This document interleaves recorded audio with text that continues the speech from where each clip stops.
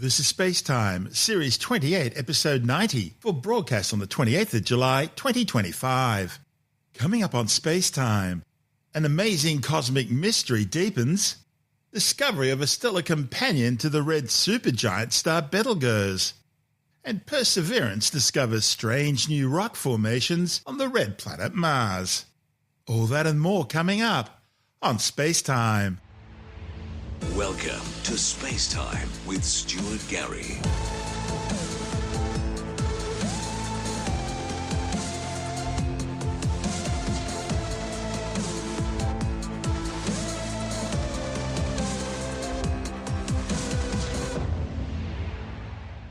Astronomers are trying to resolve a cosmic mystery worthy of a detective story. They've discovered a new type of phenomenon, an object which they've catalogued as ASCAP J1832-0911. It's emitting both radio and X-ray pulses every 44 minutes, but these pulses are only lasting 2 minutes in duration. Astronomers have named this object a Long Period Transient, and it's the first time an object like this has ever been seen. The discovery made by ASCAP, the Australian Square Kilometre Array Pathfinder radio telescope, a group of 36 12-metre parabolic dishes located at the Murchison Observatory in the Western Australian outback. Following its discovery, further observations were made using NASA's Earth-orbiting Chandra X-ray Observatory. The study's lead author, Andy Wang, from the Curtin University node of the International Centre for Radio Astronomy Research, says this object's unlike anything ever seen before. There's no clear explanation for what's causing these signals, or why they switch on and off at such long, regular and unusual intervals. Now, since X-rays are much higher energy levels than radio waves, any theory needs to account for both types of emissions, and that could be a valuable clue given their nature remains a cosmic mystery. Wang says it was fortunate that Chandra was looking at the same area of the sky as ASCAP at the same time. He thinks this mysterious object could be a Magnetar, a highly magnetized neutron star, or it could be a pair of stars in a binary system where one of the two is a highly magnetized white dwarf, the core of a dead sun-like star. Trouble is, neither of those theories fully explain what's actually being observed. It means the discovery could indicate a new type of physics or new models of stellar evolution. Wang says detecting these objects using both X-rays and radio waves may help astronomers find more samples of them and learn more about them. As you can see in their names, they're long period. So I will just try to explain each word one by one. So long period, because usually in the radio, what we saw are the pulsars, those dead stars, and they rotate pretty fast, every milliseconds to seconds. So if you see something like emit radio pulses every tens of minutes or several hours, then you will say, all right, compared to those pulsars, they are long period. And the second word is transient. So the transients are the things that just suddenly appear and disappear. So you can imagine if something like the brightness of the source just becoming up and down, then we'll just say it is a transient. So usually transients associated with some very energetic events in the universe. For example, the explosion of the star or very energetic jet from the source, something like that. Where in the sky is this? It is right towards the galactic plane, and it is about 15,000 light years away from us. They're emitting wavelengths over a broad range of the electromagnetic spectrum? Yeah, right. We see the radio emission every 44 minutes. Compared to the normal pulsar, they are seconds. So what makes these specific one special is that we also see periodic X-ray emission from it, because there are I would say two main models to explain a long period transient. The first one is a very magnetized neutron star. However, we will expect to see X-ray emission from these kind of objects as well. Despite we've already discovered about 10 of them, none of them has been ever detected in X-ray. So this is the first one detected in X-ray. It also shows 44 minutes period. So some sources, they will have X-ray emission across the whole period. But for this one, you can still see pulses in X-ray as well.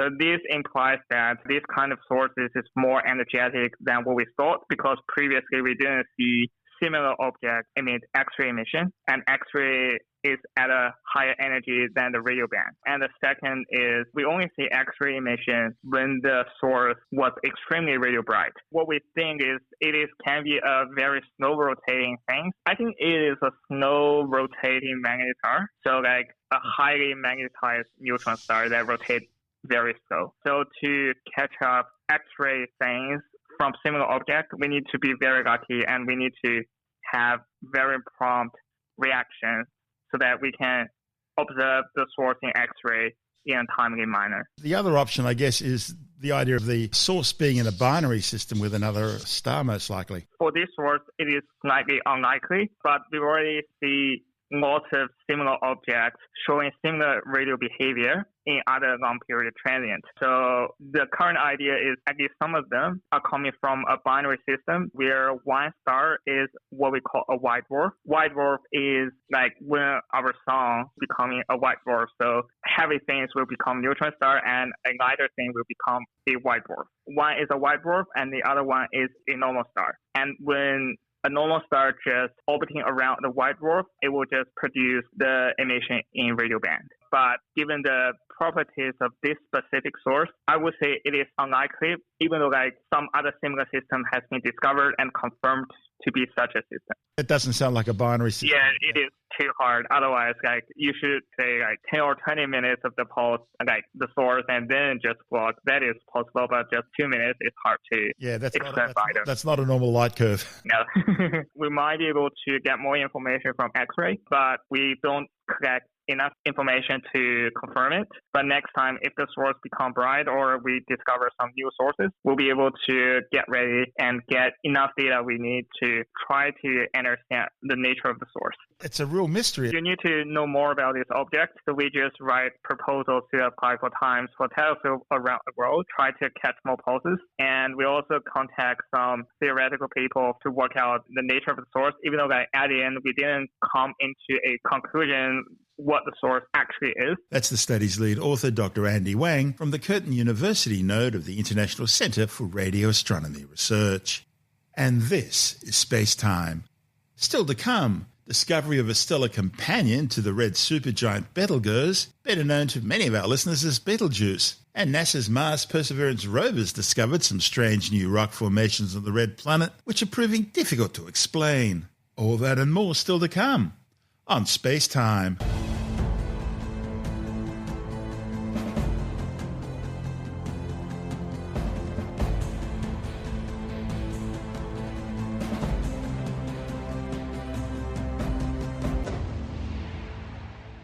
Astronomers have discovered what appears to be a companion star in a binary orbit with the red supergiant Betelgeuse, better known to many of our listeners as Betelgeuse. The findings, reported in the astrophysical journal Letters, show the binary companion is a pre-main sequence spectral type B or possibly A blue-white star. It's about 1.5 times the mass of the Sun, and it hasn't yet commenced fusing hydrogen in its core. The companion is relatively close to the surface of Betelgeuse, about 4 times the distance between the Earth and the Sun. This discovery is the first example of a close-in stellar companion detected orbiting any supergiant. Even more impressive, companion orbits well within Betelgeuse's outer extended atmosphere. Betelgeuse is one of the 20 brightest stars in the night sky, and it's also the closest red supergiant to Earth.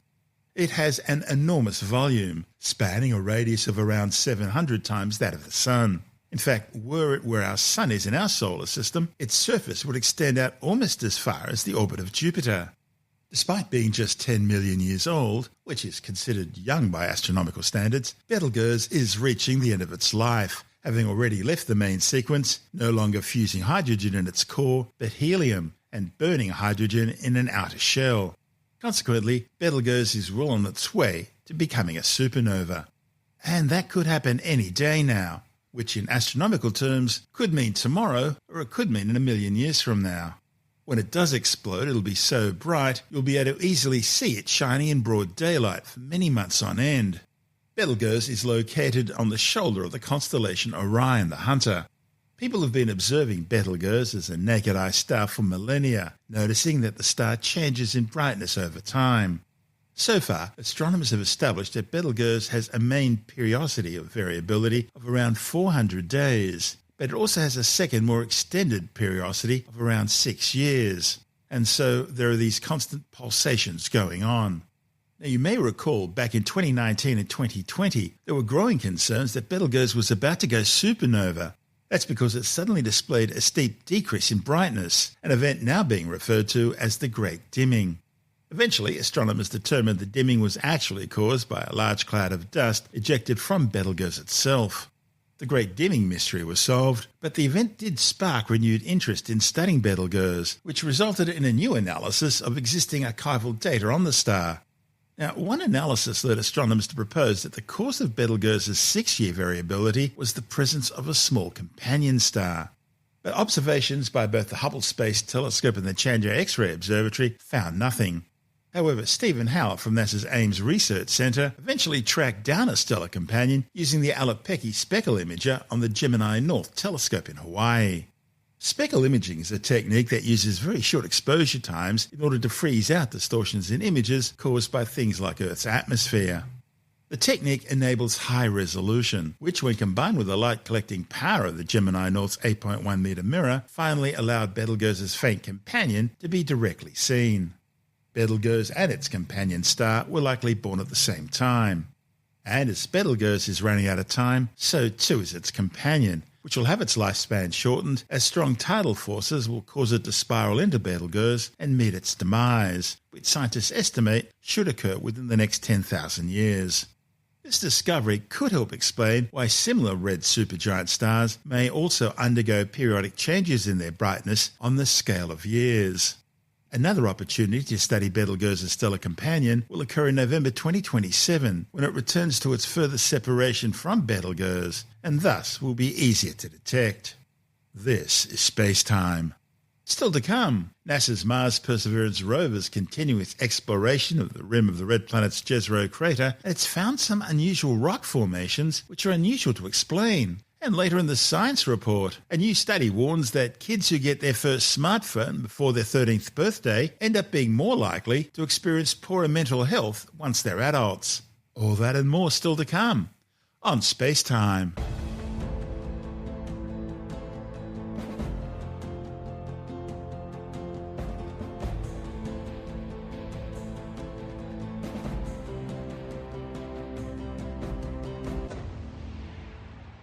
NASA's Mars Perseverance Rover is continuing its exploration of the rim of the red planet's Jetro Crater. The 6-wheel car-sized mobile laboratory has been travelling in a westerly direction to a new site which scientists have named Westport. It's a region where the clay-bearing crocodilian unit, which we've talked about before on the show, meets an olivine-bearing rock formation.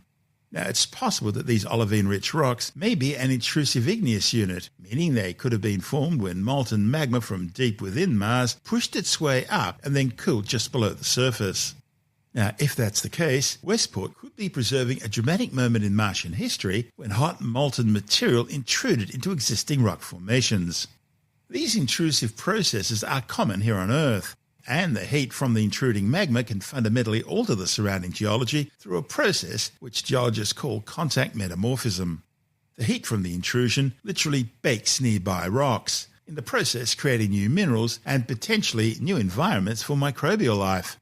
At the same time, the intrusive material is getting rapidly chilled as they meet the pre-existing solid rock formations above. So at West Point, Perseverance is looking for evidence that the crocodilian rocks at the contact point were indeed baked, and that the olivine-bearing rocks there were chilled. Images from the Mastcam-Z instrument are revealing that this contact area is littered with intriguing dark rubbly rocks alongside lighter-toned smooth boulders. But both rock types are proving challenging to study. You see, the dark fragments are too small and rough for Perseverance's standard abrasion techniques. Still, the rover has cleared off the surface of one of the rocks, called Holyrood Bay, using its dust removal tool for a closer examination. Perseverance also tried to abrade one of the nearby smooth boulders. This one's been named Drake's Point. But the rock shifted to the side, causing the abrasion to stop short. Nevertheless, the science questions being raised here are so compelling that mission managers will continue to try and look inside these boundary rocks in order to find out more about them and what's going on. Needless to say, We'll keep you informed. This is SpaceTime.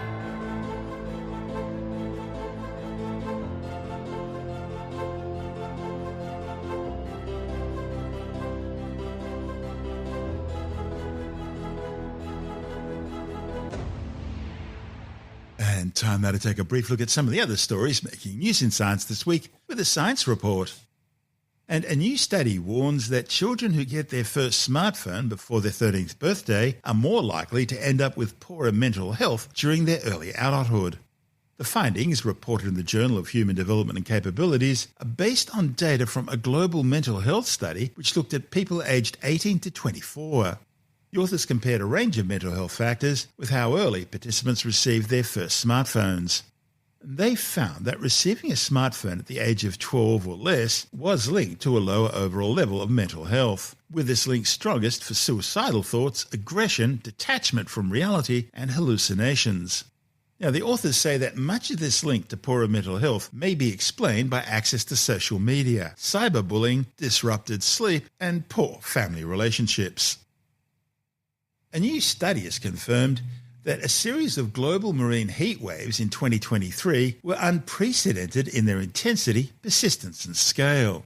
The findings, reported in the journal Science, showed that these ocean heat waves covered some 96% of the global marine area in 2023, and they lasted for an average of 120 days.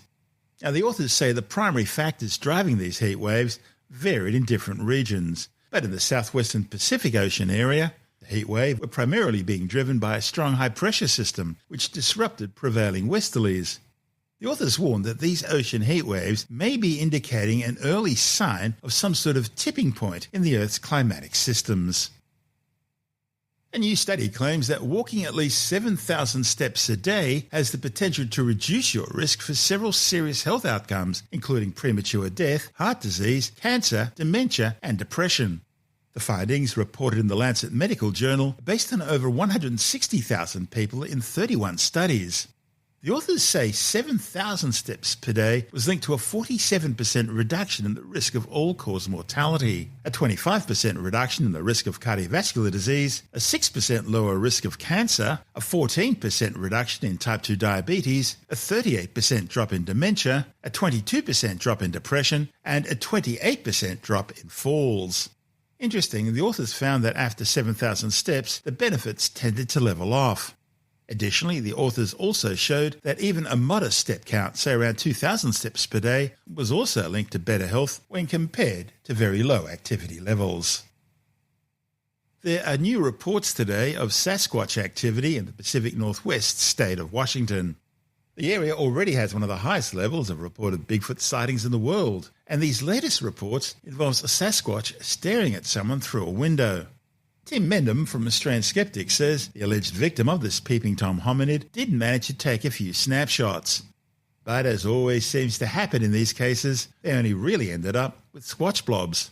This follows the trend, this continual trend of Bigfoot, UFOs, Loch Ness monsters, whatever, that people never seem to have a good camera with them. This is someone living in a cabin in the wilderness of Washington State, northwest of the USA, Bigfoot country, and suddenly they looked up and there was Bigfoot staring through the window at them. And they managed to get a couple of photos off, presumably with their phone. I'm not quite sure whether it was a phone or a proper camera or whatever. And they're terrible photos. One of the photos, the front-on one, shows what looks like a Great Dane.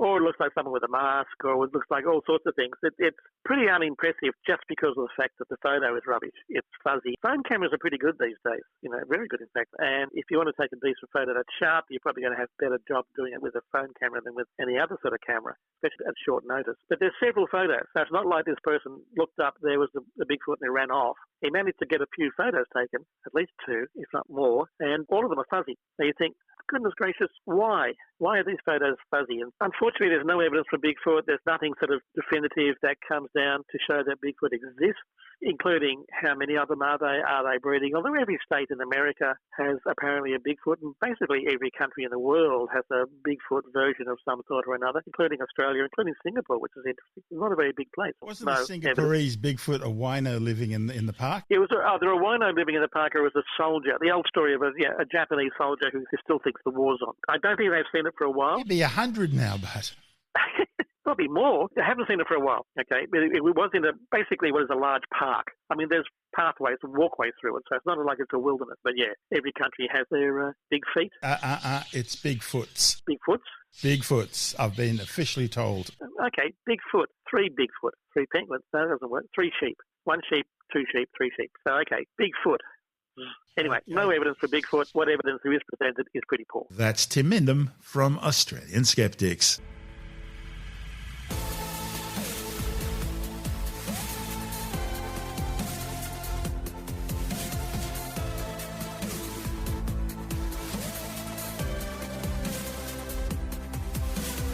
And that's the show for now. SpaceTime is available every Monday, Wednesday and Friday through Apple Podcasts, iTunes, Stitcher, Google Podcast, Pocket Casts, Spotify, Acast, Amazon Music, Bytes.com, SoundCloud, YouTube, your favourite podcast download provider, and from spacetimewithstuartgary.com. SpaceTime's also broadcast through the National Science Foundation on Science Zone Radio and on both iHeartRadio and TuneIn Radio. And you can help to support our show by visiting the SpaceTime store for a range of promotional merchandising goodies, or by becoming a SpaceTime patron, which gives you access to triple-episode commercial-free versions of the show, as well as lots of bonus audio content which doesn't go to air, access to our exclusive Facebook group, and other rewards. Just go to spacetimewithstuartgary.com for full details. You've been listening to SpaceTime with Stuart Gary. This has been another quality podcast production from Bytes.com.